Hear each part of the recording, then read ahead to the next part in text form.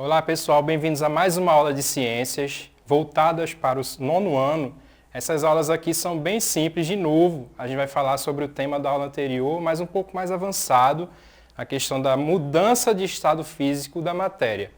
Você lembra da aula anterior? Aqui a gente tem os 4 estados físicos que a gente já conhece, sólido, líquido, gasoso e plasma, mas o que exatamente muda entre eles e o que precisa acontecer para eles mudarem? Essa é a pergunta da aula de hoje, certo? Então, a gente pode ver na tela que são dois elementos que ajudam as substâncias a mudarem de estado físico. Um deles foi a temperatura. A gente lembra daquele vídeo, né, onde a gente aqueceu a água e o oxigênio e a gente viu que as moléculas foram mudando de forma e de movimento, certo? Agora, a pressão também é um elemento que pode ajudar as substâncias a mudarem de estado físico, certo? Então são dois, temperatura e pressão. Então vamos observar essas imagens aqui. Qual é o ponto comum entre elas, né? Bom, se eu perceber direitinho, eu vou ver que tem uma coisa em comum. É aquele dia frio, chuvoso, né? Onde a gente precisa se preparar para uma chuva, tá tudo muito frio. Mas se eu olhar direitinho de novo aqui, eu vou perceber que nessa imagem da esquerda a gente tem uma janela embaçada. E na imagem da direita a gente tem aquele dia pesado. Quando a gente vê isso aí, tem que correr para tirar as roupas do varal, porque vai chover bastante, certo? Então, são coisas que têm a ver. Os dois acontecem em dias frios. Mas a primeira imagem mostra a questão da condensação do vapor de água que está na atmosfera em um vidro mais frio. E a segunda mostra a condensação acontecendo em outro lugar, certo? Que lugar seria esse? É na própria atmosfera também, mas só que lá em cima, na formação das nuvens. Bom, quando as nuvens estão muito cheias de água, a gente consegue saber que vai chover, porque elas ficam bem escuras, né? E aí toda aquela água que está acumulada na nuvem vai cair em forma de chuva. Na próxima imagem a gente pode ver isso com mais detalhe. Existe um esquema aqui mostrando o ciclo da água na natureza. A evaporação da água do mar, dos rios e dos lagos é a primeira parte para que se formem as nuvens. Mas existe aí um elemento bem interessante. Vocês estão vendo as plantas na imagem, as árvores? Pronto. A transpiração vegetal também ajuda na condensação das nuvens, na formação das nuvens, certo? Em um processo de mudança de estado físico que a gente chama de condensação, certo? Bom, então essa nuvem vai, quando ela fica muito pesada, acontece a precipitação, que é quando a água que está na nuvem cai. Beleza. Agora, quando você observa aqui, nesse slide, tem um detalhe, né? Lá em cima da nuvem, quando você observa aqui nesse slide, tem um detalhe, em cima da montanha, está acontecendo outra mudança de estado físico lá. Você consegue perceber qual é? Está escrito lá degelo, não é? Aqui.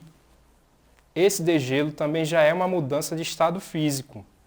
Na verdade, o gelo, que é estado sólido, está passando para o estado líquido em um processo de fusão, que a gente chama. Então, nessa imagem, a gente já tem dois estados físicos, duas mudanças de estado físico. Condensação e fusão. Beleza. Mas será que são só elas? Bom, não é só na natureza que acontecem as mudanças de estado físico, certo? Elas também estão presentes no nosso dia a dia. Tem um exemplo muito prático e bem simples de mudança de estado físico no nosso dia a dia. Quer ver só? Ó. É esse fogão. Eu ia falar da fervura da água, mas não é o tema agora. O tema aqui é mais interessante. É o botijão de gás. Está acontecendo uma mudança de estado físico contínua dentro desse botijão de gás. Eu não sei se vocês já souberam disso, mas o gás que está dentro do botijão, ele é líquido, certo? Então, existe uma mudança de estado físico do líquido para o gasoso dentro do botijão. Ele é mantido em estado físico líquido por causa da pressão que o gás sofre dentro desse botijão. Por que ele é de metal e é tão pesado? Esse gás aqui, ele precisa ser preservado numa pressão muito grande. Se ele fosse feito de outro material, ele poderia até estourar. Quando você enche uma bola, uma bexiga, e enche muito, né, ela pode até estourar. A mesma coisa poderia acontecer aqui com o botijão, então ele precisa ser muito forte. Essa mudança de estado físico do líquido para o gasoso é à medida que você vai usando o gás. Então você vê que o botijão é um elemento seguro, tá certo? Mas existe aqui um risco, porque é um gás inflamável e porque ele está sob uma pressão muito forte. Então é preciso que a gente tome cuidado quando manusear com os botijões, certo? Bom, tem outra curiosidade sobre isso também. Aqui dentro desse botijão tem a mistura de dois gases, que é o butano e o propano. Só que eles não têm cheiro. E como é que você sabe se vazar um gás que não tem cheiro e é perigoso? Bom, eles misturaram outro gás aqui, que é o mercapteno, certo? E aí esse gás tem um cheiro muito forte. Toda vez que há um vazamento, você percebe o vazamento por causa do cheiro do outro gás. Não é nem do gás que acende o fogo. É de um terceiro gás que foi colocado dentro do botijão para que a gente sinta esse cheiro, certo? Forte de vazamento de gás, que é importante para a gente isolar a área e tomar as providências cabíveis quanto ao vazamento. Então fica atento aí porque é necessário segurança para manusear um botijão de gás. Beleza. Outra mudança de estado físico que acontece todo santo dia, que a gente nem percebe, é em relação à naftalina. Você está vendo aí a estrutura da naftalina, certo? A gente sabe que o carbono é a bolinha cinza e o hidrogênio é a bolinha branca. Ok, são naftalina C10H8. E qual é o interessante nessa substância? É que ela está presente dentro das casas em formato de bolinhas brancas que o pessoal coloca dentro dos guarda-roupas. Para quê serve essa naftalina? Ela serve para espantar insetos. Ela é um repelente de insetos, principalmente baratas e traças, para eles não entrarem no armário. Só que existe um problema também. A naftalina é um gás tóxico, certo? Então também é necessário que você leia sempre as instruções para utilizar ela da forma correta. E ela é muito tóxica, inclusive para crianças. Então vamos evitar utilizar esses químicos muito fortes próximo de crianças, porque elas são mais sensíveis aos níveis de químicos que são tóxicos para elas, certo? Bom, a naftalina, como eu falei, é uma substância que muda do estado sólido para o gasoso, direto, certo? É uma coisa interessante. A gente já falou de condensação da água nas nuvens, da fusão da água, que é o degelo, que acontece no topo das montanhas, e essa água derrete e vai embora, certo? Para alimentar rios e lagos. Já falou também da parte de vaporização, que é quando o líquido dentro do botijão vira gás. E agora falou de outra mudança de estado físico, que é de sólido para gasoso direto. Vamos fazer um resuminho aqui das mudanças de estado físico, certo? Está aí na tela. Se você tem um sólido e quer que ele vire líquido, você precisa adicionar calor, que é essa seta vermelha. Quando você tem do sólido para o líquido, você está em um processo de liquefação, certo? Se você adicionar mais calor, esse líquido vira vapor e vai para o estado gasoso. Só que a questão do calor muda muito quando você passa do gasoso para o sólido. Por quê? Vamos lá.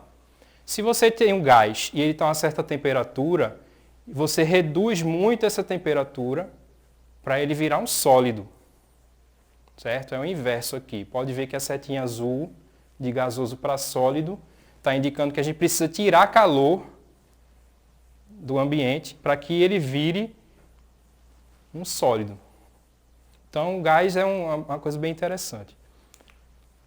Agora, assim, vocês estão vendo na imagem na tela da fotossíntese, que é uma coisa também que acontece todo dia, a revelia da nossa percepção está lá acontecendo sempre, e tem um sistema aqui que usa gases também, né? Você está vendo entrando gás carbônico e saindo oxigênio. Embaixo, na raiz da planta, entra água. É necessária a presença de luz solar para que essa fotossíntese aconteça. Beleza. Mas como é que acontece de entrar gás carbônico e água e sair oxigênio? É bem estranho, não é? Bom, isso acontece porque são reações químicas que estão acontecendo, que é o tema da nossa próxima aula. Então você fica ligado aí, mas antes eu vou deixar o desafio para você. Está na tela, vamos lá? Ó, coloque um saco plástico transparente ao redor de um galho de uma planta, deixe por 10 minutos, retire e anote as observações no seu caderno, respondendo às seguintes questões. Quando a planta está viva, ela libera apenas oxigênio na atmosfera? Será? E outra pergunta. Se o oxigênio é um gás invisível, que substância é essa que vai ficar na parede interna do saco plástico? Então você faz o experimento, certo? E na próxima aula a gente discute mais sobre o resultado desses experimentos. Até lá. Tchau.